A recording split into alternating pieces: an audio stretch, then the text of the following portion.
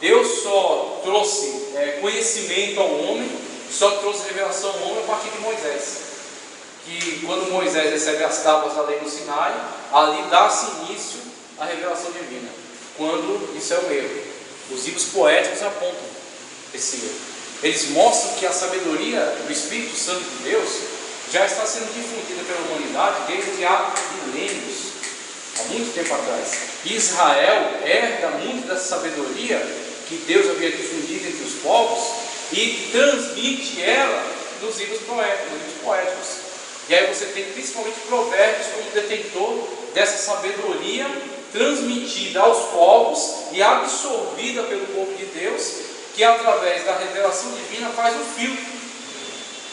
Então havia muitos de provérbios, muitos de máximas, filosofias interessantes, pensamentos sábios que estavam difundidos pelo mundo. Agora, o que vai interessar para a Escritura Sagrada? Aquilo que o filtro da revelação divina vai estabelecer dentro do cânon. O cânon estabelece um limite. Isto aqui está adequado, isto aqui está de acordo com a sabedoria divina. Isto aqui extrapola e já é acréscimo humano, o preconceito humano. Como, por exemplo, pega o livro da sabedoria, o livro da sabedoria na Bíblia Católica. Veja lá, leia. Você vai encontrar em algum lugar referências a práticas que são desautorizadas pela lei. Tratamento cruel com escravos, por exemplo. Tem alguns livros desses que foram canonizados posteriormente, os deuterocanônicos, de 1800 e pouco, 1835, se não me engano. Você vai encontrar práticas ali de crueldade, práticas que são rejeitadas pela lei de Moisés. A lei de Moisés ensina a tratar com justiça o escravo, tratar com misericórdia. Então o que acontece? Ao contraste, é uma sabedoria popular, era um conhecimento da época, mas não era inspirado, não era canônico. Passou pelo filtro da Igreja Católica porque eles forçadamente resolveram canonizar, tardiamente, interesse próprio, para justificar as demais heresias que eles estavam praticando. Mas nem os pais da Igreja Católica, Jerônimo, o tradutor da Bíblia para a Vulgata, consideraram esses livros inspirados. Aí onde você vê, os livros poéticos, eles nos dão o privilégio de ter contato com a sabedoria mais antiga da humanidade, através de provérbios que você encontra ali, que não há possibilidade de encontrar o autor deles. Ele era uma sabedoria popular, presente entre os povos, absorvida, oralmente transmitida de geração em geração, até que o autor bíblico entende que seja pertinente colocar na Escritura por causa da revelação divina que foi passada, acerca da veracidade do relato.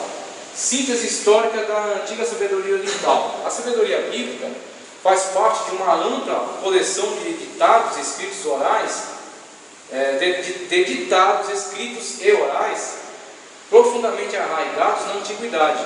Essa literatura é marcada por observações sábias acerca da vida estabelecidas para serem memorizadas. Ela se especializa em regras para o sucesso e a felicidade. Existia mais de um milênio antes de Israel começar a fazer suas próprias contribuições. E aí temos dois exemplos aqui, nessa terceira linha. Os escritos de sabedoria estão presentes desde as antigas sociedades. O Egito tinha as instruções do vizir Ptah-hotep, de quando 2450 antes de Cristo. Gênesis foi escrito em pelo menos 1445 antes de Cristo. Quando o povo sai, segundo aquelas teses cronológicas, o povo sai da terra do Egito e durante o percurso, a peregrinação, 40 anos. Exatamente, 40 anos, bastante tempo para escrever 5 livros. E aonde, a partir dessas narrativas, temos o primeiro relato, escrito sagrado, canônico, dessa data, 1445. Pelo menos, ele se remete a datas anteriores, mas foi registrado nessa época. Agora, essa sabedoria aqui presente no Egito, as instruções do vizir Ptah-hotep, foram encontradas por arqueólogos foram decifrados. Por exemplo, provavelmente estava ou em hieróglifo ou em hierático. O hieróglifo, a gente vai estudar depois, quando chegar em História dos Hebreus. O hieróglifo é uma escrita sagrada, feita por desenhos, não era letras, como a gente tem nossas letras aqui do alfabeto. Não era uma linguagem alfabética, era uma linguagem de signos. Então cada signo, unindo-se um ao outro, tinha-se a transmissão de uma ideia. O hieróglifo era sagrado, só para coisas sagradas, e o hierático era para as coisas mais gerais. E aí, encontrado esse texto, foi traduzido pelos arqueólogos, pelos paleontólogos, pelos egiptólogos, e veio-se absorver, veio-se ter noção que o homem da época de 1700, 1800 não tinha essa noção. Ele pensava que as sociedades antigas eram completamente ignorantes. Eles vieram a ter noção de que havia sabedoria já circulando pelo mundo há pelo menos 2450 a.C. Havia instruções, como por exemplo, tem aquele Arte da Guerra, também instruções militares, muito antigo. Os livros de, não vou lembrar agora, aquele sábio chinês, não vou me recordar agora, fugiu da memória. Mas ao longo de várias sociedades, você encontra sabedoria, você encontra a expressão do homem buscando conhecimento, buscando melhoria, evolução. Não lembro agora, tentei lembrar, mas não consegui lembrar. Mas pelo menos Confúcio também, sabedoria antiguíssima, muito elaborada, muito complexa, muito útil em diversos pontos. Qual é o filtro? O filtro é a palavra de Deus. O crente não pode ser uma pessoa bitolada. Eu acho que é o que a gente mais ganha aqui com esse estudo da poesia. A gente vê que os autores bíblicos não foram bitolados. O que é a bitola, né? É estar só naquele modelo, só naquele padrãozinho. Pronto, foi feita a bitola dele e ele vai a vida inteira naquele padrãozinho reduzido, dentro da caixa, né? Ele nunca pensa fora da caixa. Igual a igreja católica, você vai na missa 10 vezes, é o mesmo sistema. É a mesma coisa, rapaz, desde a Idade Média. Eles só pararam de rezar a missa em latim por causa de Lutero. Eles só pararam de rezar a missa em latim por causa de Lutero, senão estava até hoje em latim. Estou falando que eu fui serviço da igreja lá para mim, ficou um mês quase trabalhando com lá. Sim. Todo dia na hora do culto, era das 3 às 4, tudo parar para fazer a missa. Às vezes estava lá dentro, estava parado para o culto. A mesma coisa? Mesmo ritual. Meu Deus. O que acontece? Isso aí é o congelamento. Pois é o congelamento da característica humana. Então o homem produziu isso, né, congelou isso dessa forma e não é permitida alteração sobre ele. Isso é a construção humana. O Espírito Santo de Deus é o dinamis, ele é dinâmico, ele produz coisas novas. E o Espírito Santo de Deus está se relacionando com o homem desde a criação. Se você pegar lá em Gênesis, antes do dilúvio, em certa determinada passagem, Deus fala assim: o meu Espírito não contenderá para sempre com o homem, porque ele também é carne. Você vê nessa passagem, eu consigo ver o seguinte: o Espírito está contendendo com o homem, o Espírito está discutindo com o homem, está dialogando com o homem, está tentando mostrar a ele a ignorância das suas atitudes, tentando mostrar a ele o prejuízo das suas ações. Só que em determinado momento o homem não quis mais dar ouvidos ao Espírito, deu as costas a ele. E aí a humanidade entrou em tal colapso que foi necessário pôr um fim nela. Essa palavra aí, contender, no caso de Gênesis lá, tem também o sentido de insistir? Insistir, discutir, levar ali. Vontade, vem. Está errado, né? Exatamente, está errado, não é assim. Você vai se prejudicar. E aí, quando o homem não dá mais ouvidos a ela, aí onde a humanidade entra em colapso e só é achado injusto. Agora, o que eu vejo com isso? O Espírito Santo de Deus não está limitado. O Espírito Santo de Deus não está limitado ao povo de Israel. O Espírito Santo de Deus não está limitado à igreja. O Espírito Santo de Deus fala com todos. Se em algum lugar nesse mundo uma pessoa produziu algo que é bom, não foi porque ele é bom, porque ele é o tal. Foi porque o Espírito Santo de Deus inspira o homem a isso. Aquilo que é ruim é do homem mesmo. É dele, é do diabo, é de quem quer que seja. as bombas que inventaram para a destruição de povos em massa, o fanatismo de Hitler, né? O fundamentalismo de Hitler, as doenças que se espalham por doenças sintéticas criadas no laboratório. Isso é porcaria do homem mesmo em frente de Satanás sobre ele. Mas as construções humanas boas, úteis, né, que trazem bem à sociedade, não foi só por causa dele, foi porque o Espírito Santo de Deus está nele. O Espírito Santo de Deus o instigou a isso, está dentro da sua inteligência, não habita nele. Por quê? Porque não habita em templo sujo, mas a inteligência dele foi influenciada pelo Espírito Santo de Deus. Então o filósofo criou uma boa teoria, o poeta criou um bom poema, o músico cantou uma boa música, o cientista criou algo útil, criou algo necessário, o médico conseguiu resolver um certo problema de saúde. O Espírito Santo de Deus está agindo em toda essa situação. E é isso que a gente vê aqui.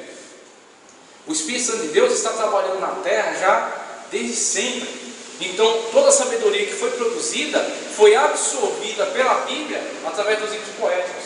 Quando você lê Provérbios, você vê sabedoria das mais antigas e de diversos autores que não podem ser nomeados ali. Quem forneceu esse provérbio? Quem forneceu esse ditado? Quem forneceu? Não é possível, porque são diversas origens e sabedorias milenares, como temos ali Ptahotep 2450, instruções para o rei Mericael 2180 a.C.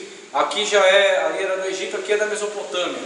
Com isso nós vemos quão grande é a obra do Espírito Santo de Deus, quão importante é a ação dele no homem e como ele vem trabalhando junto à humanidade para fazer melhorar, fazer progredir, né? E como tudo aquilo que foi produzido em sabedoria pelo Espírito Santo de Deus ao longo das sociedades foi trazido para dentro da Escritura através do filtro que é a revelação divina e o cânon.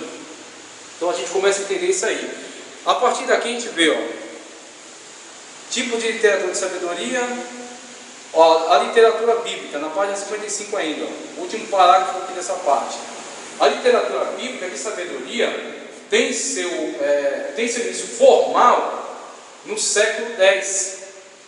No século X, quando começou a codificar os conceitos sábios e as observações acerca da vida que vinham sendo passados oralmente de geração em geração. Temos 1 de Reis 4, 29 ao 34, eu coloquei ali. Eu achei interessante a gente ir até o 34. Uma vez que na forma, embora nem sempre em conteúdo, os escritos bíblicos de sabedoria lembram seus equivalentes não israelitas. Vale observar alguns dos principais temas e formas da literatura não bíblica de sabedoria. Então temos aqui a contribuição israelita, que começa aí a partir do século X, 901 a 1000, a época de Salomão. O texto referencial de 1 de Reis 4, 29 a 34, que diz: E deu Deus a Salomão sabedoria e muitíssimo entendimento e largueza de coração, como a areia que está na praia do mar. E era a sabedoria de Salomão maior do que a sabedoria de todos os do Oriente e de toda a sabedoria dos egípcios. E era ele ainda mais sábio do que todos os homens, e do que Etã, Esaíta, e Emã, e Calcol, e Darda, filhos de Maal, e correu seu nome por todas as nações em redor. E disse 3.000 provérbios, e foram seus cânticos 1.005. Também falou das árvores, desde o cedro que está no Líbano até o isopo que nasce na parede. Também falou dos animais e das aves, dos répteis e dos peixes. E vinham de todos os povos a ouvir a sabedoria de Salomão e de todos os reis da terra que tinham ouvido a sua sabedoria. Então temos aí agora, a partir do ano do século X, uma analogia entre o conhecimento que havia sido produzido entre os povos e o conhecimento que Deus revelara agora a Salomão, a partir daí. Mas antes disso, temos também a sabedoria que era difundida entre os povos. Então, falando um pouco disso, é onde entra essa questão colocada agora nessa tela. É possível distinguir dois tipos principais de escritos de sabedoria: sabedoria proverbial ditados curtos, vigorosos, que expressam regras de felicidade e bem-estar pessoal, ou condensam a sabedoria de experiência e fazem observações perspicazes acerca da vida. Perceba o caráter útil. Percebam um caráter direto. Não é uma questão contemplativa, não é uma questão simplesmente fantasiosa, não é uma questão de fábulas, e sim uma sabedoria voltada para a prática, uma sabedoria voltada para a vida, voltada para a realidade. É isso que a sabedoria proverbial nos fornece. É importantíssimo o conhecimento, primeiramente para você, para a sua instrução. E aí onde vê aquela linha central, aquela coluna central que observamos aí no Pentateuco, em Gênesis, ela vai se estender ao longo de toda a Bíblia. A Bíblia pode falar de qualquer coisa. Ela pode falar de história, ela pode falar de religião, ela pode falar de antropologia, falar do homem, ela pode falar de poesias, ela fala de tudo, só que ela tem um objetivo só. O objetivo dela, a redenção da humanidade. Então, quando a Bíblia fala de história, ela não pode ser julgada como um livro de história. Um livro de história tem compromisso em narrativas históricas, independentemente da sua importância. A gente vai ver no livro de Reis que a Bíblia deixa de falar de On e de Acabe, que eram grandes monarcas da época, que desenvolveram grandemente, para falar de uma viúva que morava em Sarepta e que estava prestes a morrer, pegando cavacos para fazer só de uma refeição. Pensa só nos propósitos, nos objetivos que a Bíblia tem. Ela ignora a narrativa de pessoas que qualquer historiador iria dar grandes, largos espaços para o monarca. Ia falar dos feitos dele, das realizações dele. On e Acabe eram tão respeitados que nos anais de Senaqueribe eles são citados. São citados diversas vezes, porque fizeram grandes obras militares, grandes obras políticas. No reino de Israel, na Samaria, eles desenvolveram muita região. Agora, para a Bíblia, não importa. Por quê? O compromisso bíblico não é com história. O compromisso bíblico é com a redenção da humanidade. Então, para a redenção da humanidade, a história de On e Acabe não tem interesse. O que interessa é falar de uma viúva pobre, miserável, na cidade de Sarepta, que foi atendida pelo profeta Elias. Mostrou fé, mostrou obediência e foi por isso salva pelo homem de Deus. Isso vai edificar a vida de milhões. Seria o contraste, né? É como se fosse hoje você pegar a imprensa notificar um fato que aconteceu com o Joãozinho da esquina, ou vai notificar um fato de alguém que está em evidência na Bíblia, um governante. Um governante. A Bíblia vai fazer o contrário, né? Exatamente. Na obra que fez lá, porque não tem o compromisso disso. Aí você vê a igreja, por exemplo. Você pode, se Deus te usar para realizar um milagre na igreja, se você fizer uma grande obra, se uma pessoa for salva, a pessoa era ladrão, era criminoso, era assaltante, estava preso, você foi na cadeia e pregou o evangelho para ele, aceitou Jesus na cadeia. Ele saiu, procurou a família dele, reuniu a família, cuida da família hoje, veio para a igreja, se tornou um pastor. O que isso interessa para a mídia? Lixo, isso para eles é lixo, é nada. Eles preferem falar de Justin Bieber. Eles preferem falar fazendo coisa errada.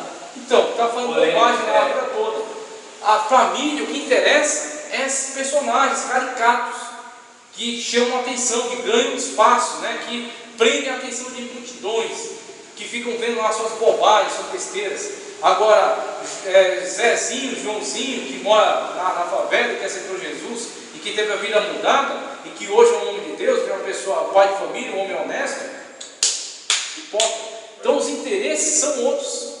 Assim a Bíblia tratou da sua época, da mesmo jeito, só que ele inverteu a coisa. Ela deixou de lado esses grandes personagens e deu prioridade a essas pessoas que para o mundo não valiam nada. E aí você tem a lista de heróis da fé de Hebreus.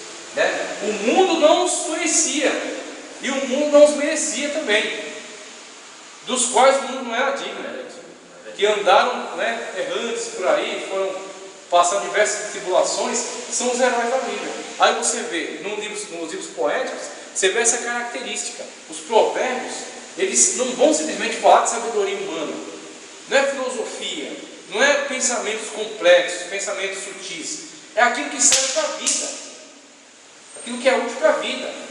A instrução que você encontra em Provérbios